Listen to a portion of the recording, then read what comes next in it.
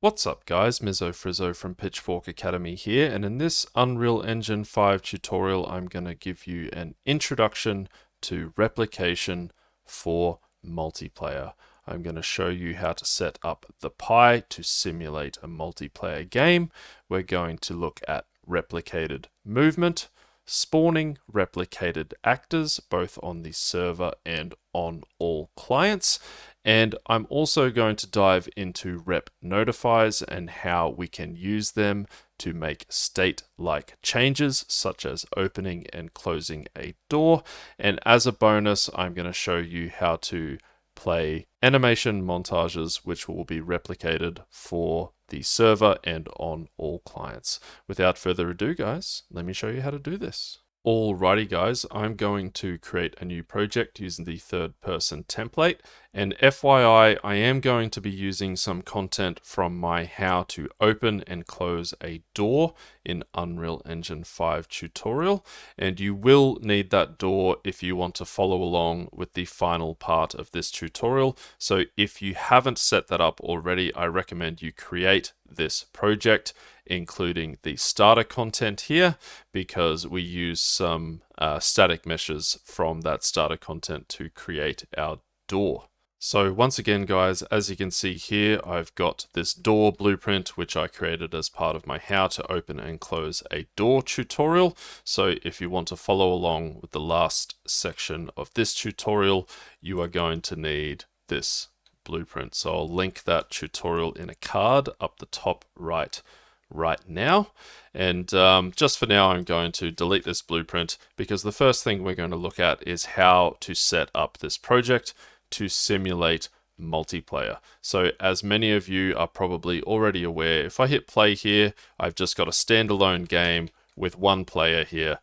This is just a sort of single player experience, but this character is set up to be replicated by default, so we can very easily change this project to simulate multiplayer.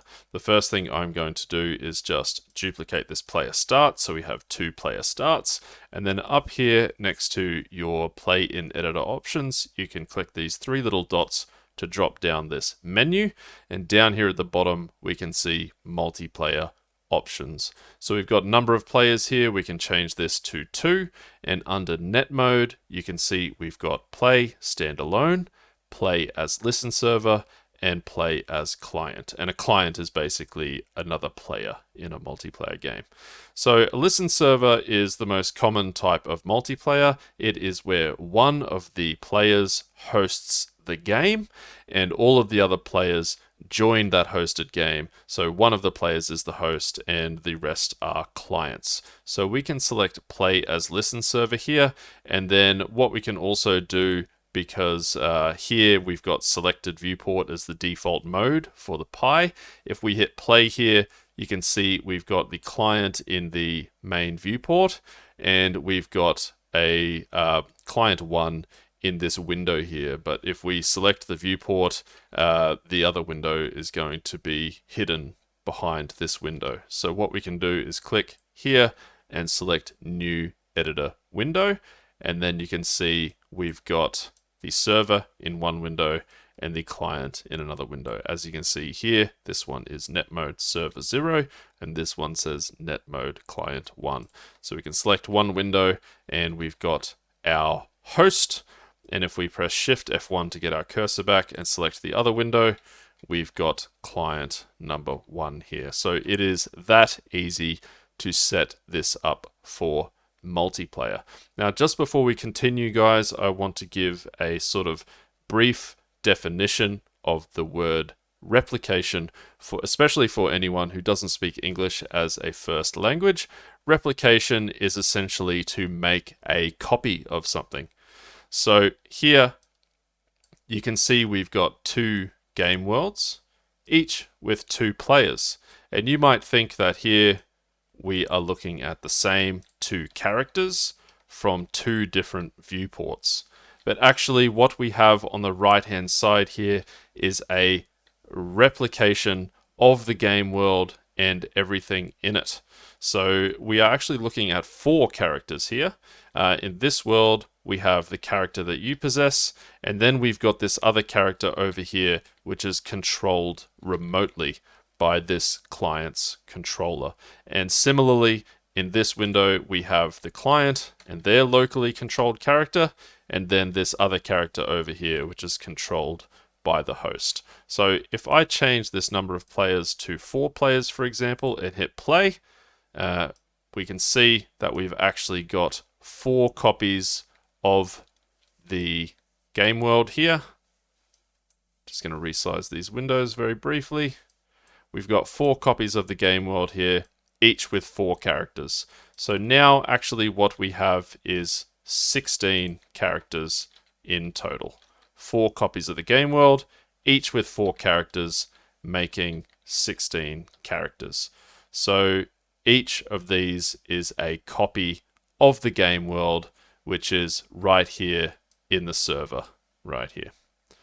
So these characters are set up to be replicated by default, and how that is done is just one checkbox. It really is that simple. So if we go into content and third person and blueprints and BP third person character, and we can either look in the class defaults here and find replication, which might be a ways down over here. Rendering replication, there it is. We can also just search replication here, but here under replication you can see we've got replicate movement and replicates, and those are both checked, and that is basically what's required for anything with replicated movement. And if replicates is not selected, then any logic that we put in here and replicated variables and whatnot will not be replicated. So these are set up to be replicated by default. And the first thing I want to go through with you guys is replicated movement. So as you can see there, this character has replicate movement checked right here.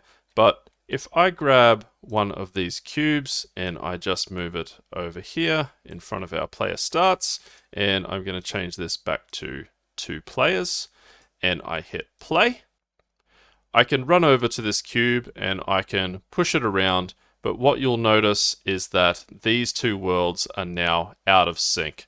If you look very closely, this cube is not moving exactly the same in both worlds, and now it is even in a different position in both worlds. So here I'm pushing the cube on the left-hand screen here, and on the right-hand instance of this game world, I'm not anywhere near the cube, and I've just accidentally pushed it over to the left. Out of shot. So if I go over and stand next to this cube, you can see in the right hand screen here on the client, the cube is not even there. It was knocked all the way over here. And that's because the movement of this cube is not being replicated. Replicating movement on objects with simulated physics can be quite expensive for bandwidth, which is why I assume this cube is not actually replicated by default, and you can see that is wigging out hard. So what we can do is we can actually select this static mesh and then search for replicate, and you'll find this static mesh replicate movement. If we check this and then we hit play, you'll see that this cube will actually be pushed around the same in both worlds. As we knock it around, it is replicating that movement. But as I said, I believe this is switched off by default because this can be quite expensive on bandwidth. Unreal Engine 5 doesn't have a super efficient way to do this. So if you needed to have replicated simulated physics in your game, you would have to set up your own system for sort of making that happen in an efficient way. But that is just to give you an idea of that setting, replicates movement. So that is something that you can very easily switch on and replicate the movement of something like this static mesh. The next thing I want to go through with you guys is remote procedure calls. And that is essentially a call on the server or on other clients to make things that happen in your world happen in everyone's world.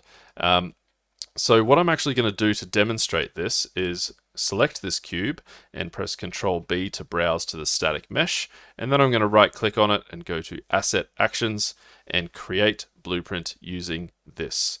And this just creates a blueprint. You can see it's automatically created this folder blueprints, and I can just change this to BP underscore chamfer cube and hit save. And it has opened up that blueprint automatically, and it's just a blueprint with this static mesh inside of it. And what I'm going to do is select that static mesh and search for replicate, and I am going to, I have to actually select the root here, not the static mesh. So select the root and search for replicate, and I'm going to check replicate movement.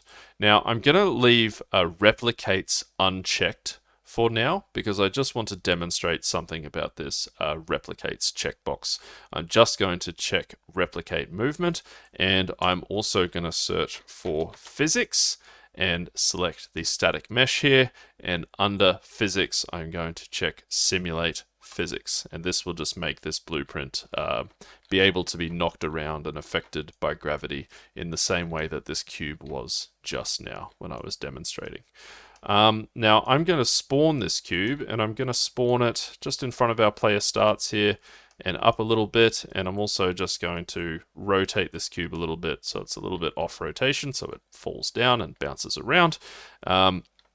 And now what I'm going to do in my character, and just ignore this, this is part of the door, which we will be looking at later, but I'm going to right click in the event graph of my BP third person character and find P keyboard event. So on pressing of P, we are going to spawn our cube. So I can drag off of here and I can find spawn actor from class, and the class is going to be our BP chamfer cube. The spawn transform here, I am going to split the struct pin, and I am going to actually I'll recombine that struct pin, and I'll just drag off of spawn transform and promote this to a variable. I'll leave it called spawn transform. I'll hit compile so that we can set a default value of this spawn transform over here in the details panel. And what I'm going to set this as is this transform right here where I've moved this cube to. So I'm going to select this cube, and over here in transform, I'm going to right click on the location and copy, go back in here and paste that into the default value of my transform right here. And also right click on rotation and copy that, and then paste that into the default value of the rotation like so.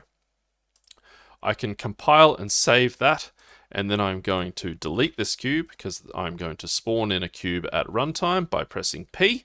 So if I press play now and I select my server and I press P, we're going to spawn that cube in, but you'll notice that it is only spawning in on the server and not on the client. So I can press Shift F1 to get my cursor back and select the client now and press P, and he can also spawn a cube, but it is only spawning in his world and not in anyone else's world. So how we can make this spawn in everyone's world is with a remote procedure call. So I'm going to go back to my BP third person character here. I'm going to right click and find add custom event, and I'm going to call this one ROS for run on server underscore spawn cube. And if I select this custom event and look over here in the details panel, you can see there is this replicates option, and it is set to not replicated.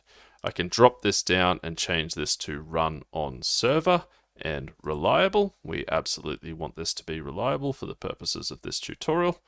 And now this is essentially a custom event that runs on the server. You can see here it says executes on server, and we can call this from anywhere. We can actually call this on pressing of the P key. We can call run on server spawn cube, but we don't just want this to run on the server, we want it to run on all clients. So we can create another custom event, and we can call it multicast or MC underscore spawn cube. And this one we can select, and under replicates we can change to multicast, and we can check this reliable box. And if we plug this in here and we call this from the server multicast underscore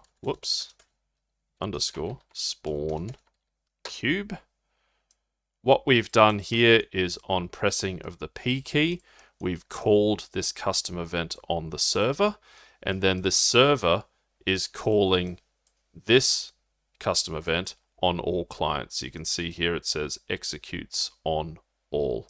So this is calling this on the server, and then the server is calling this on all clients, and all clients are going to spawn this cube.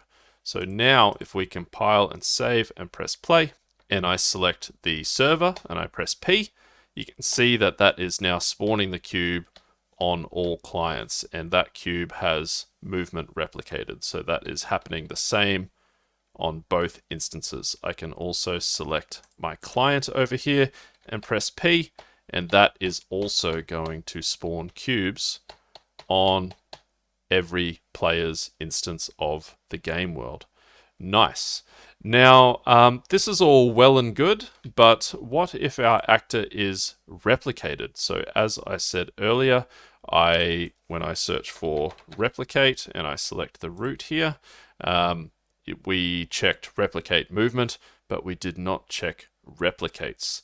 Now, as I said, replicates will need to be checked if any of our replicated logic inside that actor or replicated variables is going to be replicated at all. We are going to need to check this replicates box.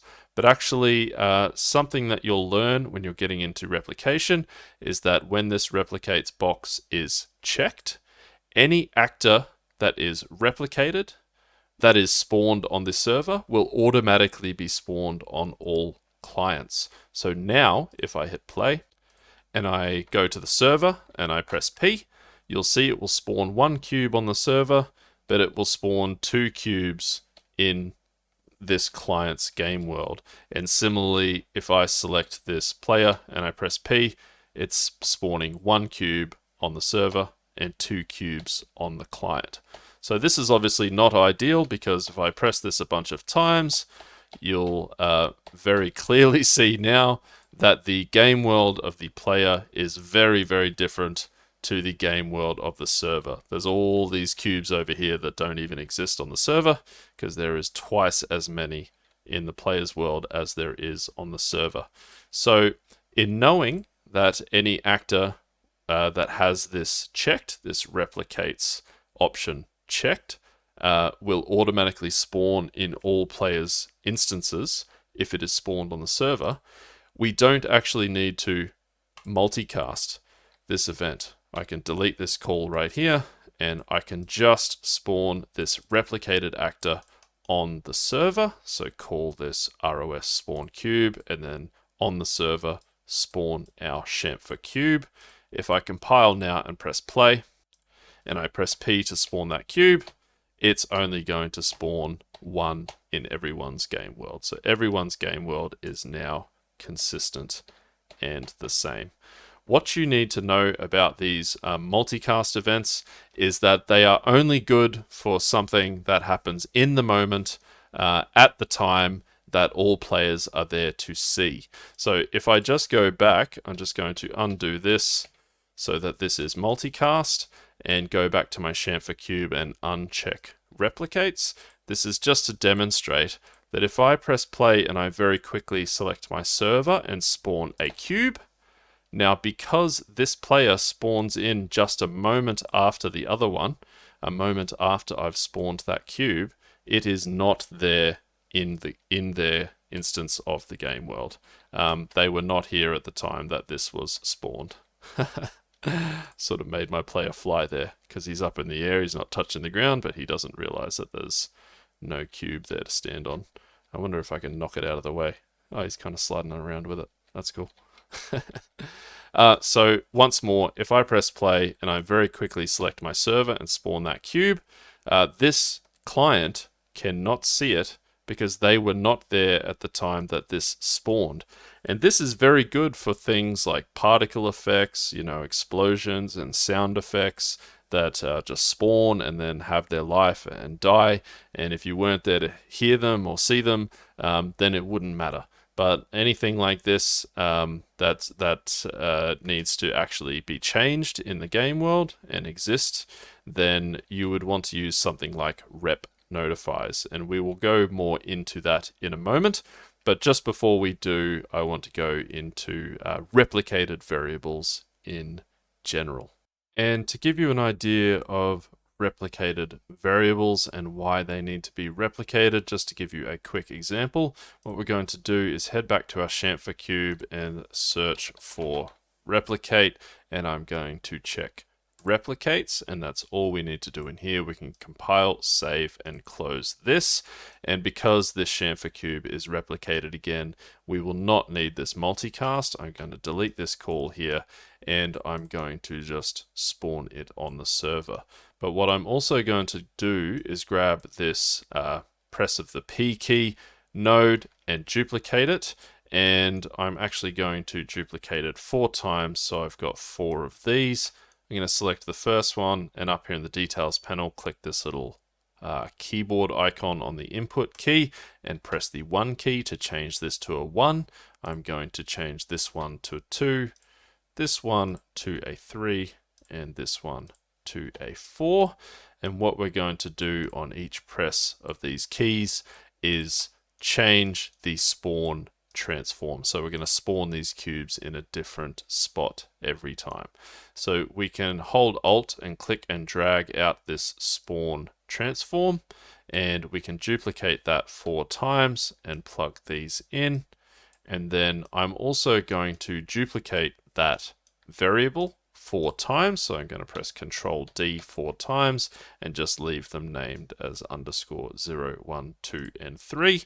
And we are going to grab these, pull these out, and we're going to set spawn transform as these 4 different transform variables. So when we press each of these keys, we're going to set spawn transform as spawn transform 0, 1, 2, or 3. I'm going to compile this so that you might get this pass default value. It doesn't matter. You can just hit compile again and that will go away. But we need to set the default value of these 4 different spawn transform variables that we're going to set it as. The first one I'm just going to set as the same as spawn transform. So I'm going to select it, right click on location and copy, and then go to my spawn transform 0 and paste that into the location, and do the same with the rotation, copy across the rotation. And so when we press 1, we're setting spawn transform essentially as what it was in our earlier example. But we're going to need 3 other transforms. So I'm going to go back to my level here, grab a cube, and I'm going to move it over here. And let's just put it about here, off to the left a little bit of that earlier position, and just change the rotation a little bit. Doesn't matter too much, as long as we can see the difference in that transform when that cube spawns. So I'm going to right click on the location right now and copy it, go back into my character and spawn transform 1, drop down the default value, paste in that location, and do the same with the rotation. Copy that and paste it in here. And then let's move to a 3rd position. Let's put it back here and let's put it quite a lot higher up here, change the rotation a little bit and copy that location. And that's going to be our spawn transform 2. Paste in that location. Do the same with the rotation. Paste that in there. And then we need a 4th transform. Let's move it all the way over here, and let's move it back down a little bit and change the rotation. Copy the location, and that's going to be our spawn transform 3. Paste in that location. Do the same with the rotation. And now that is all set up. So when we press these numbered keys, we're going to change spawn transform to those 4 different locations, and then we should see it spawn in those different locations. But here you'll start to notice a problem with this variable because it is not replicated. So if I compile and save and I hit play, and I'm going to select the server, I can press P to spawn in that cube. And if I press 2 and change it to that location, very good, that's working. And 3 and 4 to change it to that location over there. That's all working well and good. But if I now select the client can spawn a cube in the first location, but if he presses 2, it will not change that location because these cubes are being spawned on the server, and the server does not know that that variable has been changed. Obviously, when we are playing as the server, we are setting it on the server, so it knows, but no matter what we press on the client, it will just always spawn in that first position. I'm pressing 2, 3, it will not change. And that's because that variable is not replicated. Now, we can change this variable to be replicated by selecting it. And over here in the details panel, we can change replication to replicated. And this will actually still not work because this is executing on the server, but when our client changes this variable, it needs to pass that variable through to the server. So we've changed this to replicated, but this should not work properly just yet. So if we select the client, we can press 2, 3, it's still not changing it because it's not passing that replicated variable through to the server. And how we can do that is we can disconnect this input here. We can drag this input over to our custom event here and create an input on that custom event. And then you can see it's created this data pin on the call to that custom event, and we can plug this in here. So when we press P, we're passing through the spawn transform to the server, which is then spawning that actor at that transform like so. So when you're playing around with replicated logic and you're wondering why something isn't working properly on the server or, on a multicast, like for example, if we were multicasting this event because it was a particle effect or something like that, what you could do is you could, let's say you're calling that event on the server, and let's say this was plugged in down here, you could drag that pin onto that custom event, which would create the pin on this custom event, which you could drag through and spawn that pin. So let's just, for demonstration's sake, connect this here. We're not actually going to execute this code, but if this was a particle effect, it would or something else that's not replicated. It doesn't have any replicated logic in it, but you just need to spawn it on all clients using a multicast. You could pass this back through, and then you'd be passing this variable, for example, through to the server, and then the server would be passing it through to all clients for the multicast, and then the multicast on all clients would have that variable to use for the logic like so. We're not going to do it like that. We're just going to pass it through to the server like so, and now this should be working. If I select the server, I can change that location and it's working, but the real test is to select this player. I can press 2, change it to that 2 location, 3, it's spawning back there, and 4, it's spawning over to the right. So that is working now.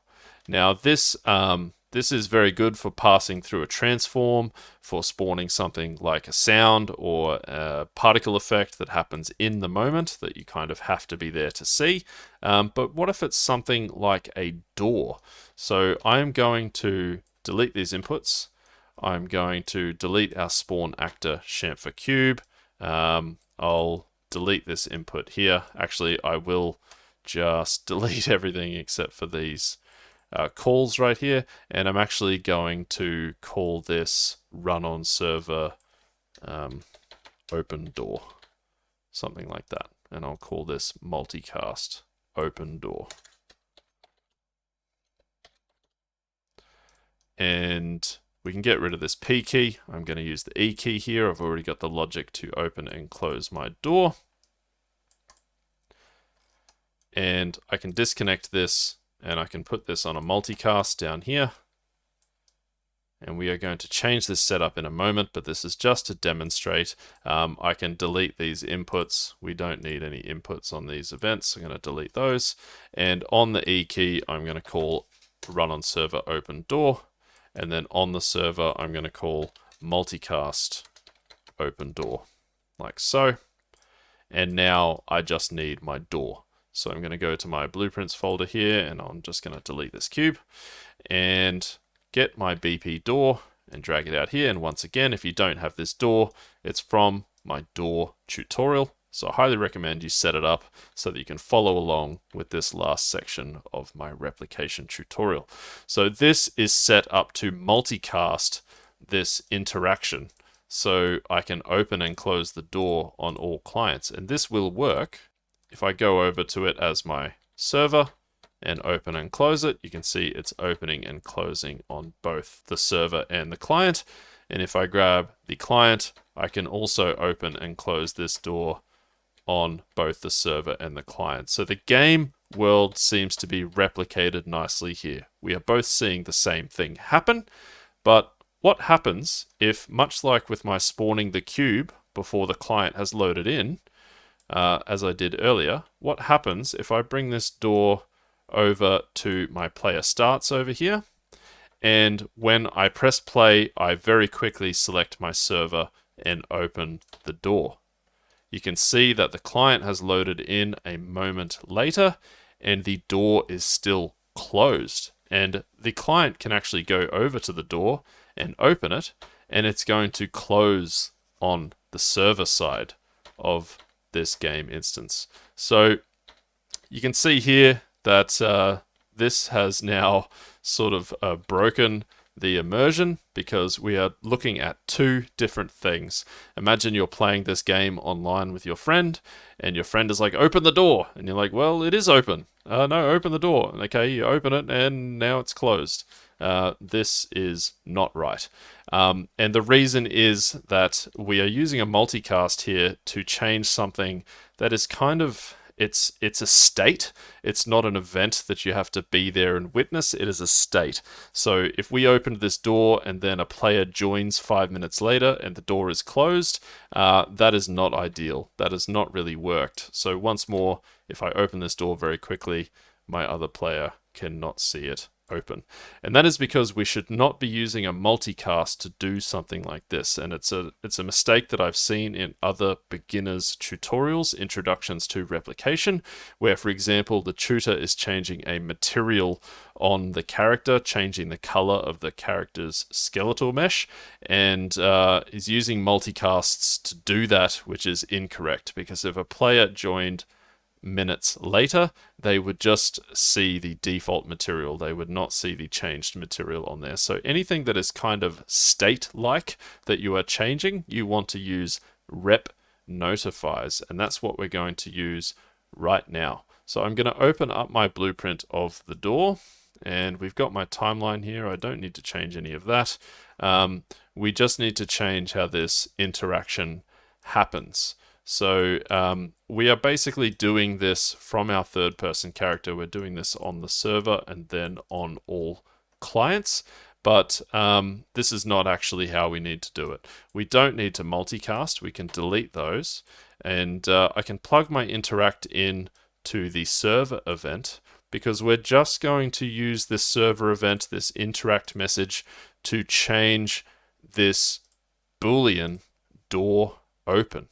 That is all we're going to do when we interact with the door, is change the Boolean on the server. And we can clean this up a little bit by just deleting these and plugging this not Boolean into the set door open here. So essentially what this does is every time we press it, it's going to set this Boolean as what it was not. So if the door was open, it'll set it as not open. We can see this is false by default. So the first time we press this, it's going to set it as true. The next time false, next time true. So it's going to essentially flip-flop this variable. And what we're going to do is we're going to replicate this variable, but we're not going to just go to replication and select replicated. We're going to select rep notify because, as I said, we're trying to do some kind of state-like change in our game. And when we select rep notify, one of the first things you'll notice is these two little dots that denote a replicated variable, as you saw earlier with our spawn transform. And the other thing you'll notice is over here under functions, it has created this onRep underscore door open question mark. And this is a very funny function because if you select it over here in the details panel, there's no options. You can't create inputs or outputs. And the reason being is that this is an onRep notify function, which if we double click and open it, this will execute essentially when any player has a difference in this rep notify variable to the server. So that might sound a little bit confusing, but essentially what happens is every player connected to the game will be communicating with the server and checking roughly 60 times per second if this variable is different to what it is on the server. And if it is different to what it is on the server, it will set it accordingly as it is set on the server, and it will execute whatever is inside this function right here. And because I can't have a timeline inside that function for reasons I don't understand, I'm actually going to run this timeline off of a custom event. So I'm going to create a custom event. I'll call it open close door, and I'm going to use my door open Boolean as a condition for a branch, and I'm going to plug true into play from start and false into reverse from end. And then inside of my onRep door open, so remember this is going to execute whenever that variable is different on the server, I can just call my open close door like so. And one other thing I want to do here is when we set this variable, I just want to check that the server has authority. Now we did call this on the server, but it cannot hurt to have another check here, which is switch has authority. And you can see here we've got two execution pins, authority and remote. So this is essentially checking if we are the server, we can execute this. If we aren't the server, we could execute something else, but we're not going to. So that we're just checking that the server has authority to change this variable. And now this should all be working. If I hit play and I go over to this door and I open and close it, it is not opening and closing on the client. What has gone wrong here? I know what it is. I forgot to set my door as replicated. So I'm going to select my door here, the root, and I'm going to search for replicate. And if I can spell replicate properly, it's been a long day, I'm going to check replicates here. So this is a very good example of why this is important. If this is not checked in an actor, none of the replicated logic, such as remote procedure calls or rep notifies or anything like that, is actually going to work. So now that replicates has been checked, I'm going to compile and save. And if I hit play, I can go over to this door and open and close it. And you can see it's doing the same in both worlds.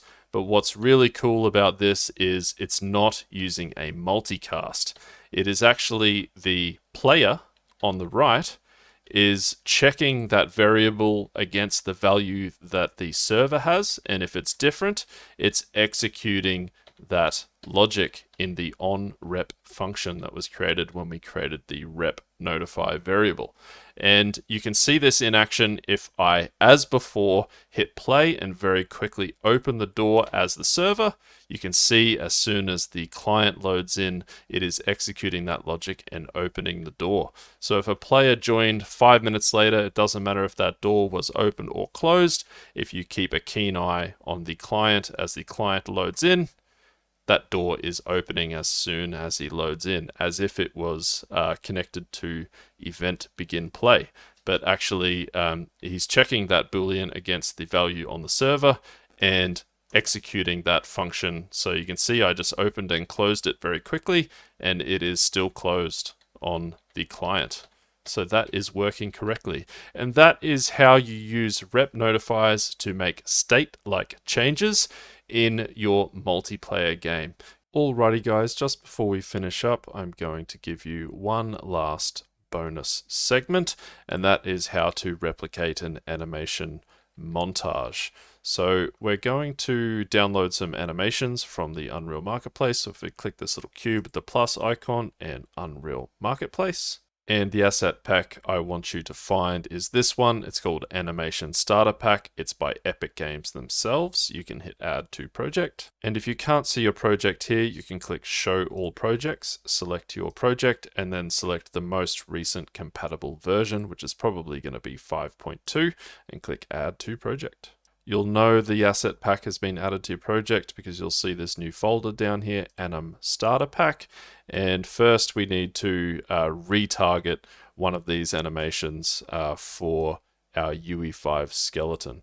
Let's have a look down here. We can just use one of these reload animations, such as Reload Pistol. This one will do nicely. So we can retarget this onto our UE5 skeleton if you're in Unreal Engine 5.4 or newer. We can right click on this and we can go retarget animations, and then we just need to choose the target skeletal mesh, which will be SKM Quinn, and then find the animation we want to retarget, which is Reload Pistol, and hit export. And I'm just going to drop this in the content folder and click export, and leave these as default and select export. And here we have our retargeted animation onto our UE5 mannequin. Very nice. Now we don't just want to use an animation sequence, we want to use an animation montage. So we can right click on this and go to create anim montage. And I'm just going to leave this named as is. And that is all we really need to do, is we needed this animation montage so that I can show you how to replicate an animation montage. So I'm just going to hit save all here, and in our BP third person character, I might duplicate this E key and make it an R key for reload. And we want to play an animation montage on our mesh. So I'm going to grab our mesh and play montage, plug this in, and our only montage here should be our reload pistol montage. We can select that, and just to double check that this is working, let's compile and press play, select our server and press R, and you can see it's playing this montage. But as you can see on the client screen here, nothing is happening, and the same will be the case if we select our client and press R. It will play the montage, but our other player just sees us running around. It does not see that montage. And now any animations that are in your animation blueprint that you want other players to be able to see that are based on variables, those variables will need to be replicated. And any montages that you want to see will have to be played on the skeletal mesh, the character in everybody's world. So you will need to multicast these. It's very, very easy to set up. It is exactly the same as how we multicasted our other examples earlier on. So we can create a custom event here. We can just call it run on server underscore play montage. And I'm just going to control C that name and create another custom event and call it MC for multicast underscore play montage. This one we can change to run on server and reliable. This one we can change to multicast and reliable. And this we are going to multicast this montage. So here we can call our run on server play montage. And here we can call our multicast play montage. And now that should be working. If we hit compile and save and hit play, select our server and press R, you can see that it's playing that animation montage in both instances of the game world. And we can select this other player, and she's kind of sliding around while she does the montage. Looks kind of goofy, but you get the idea. So now we are playing a montage in everyone's instance of the game world. And that about does it for today, guys. If this tutorial has been of any use or value to you whatsoever, please hit like and subscribe, and I will see you on the next one.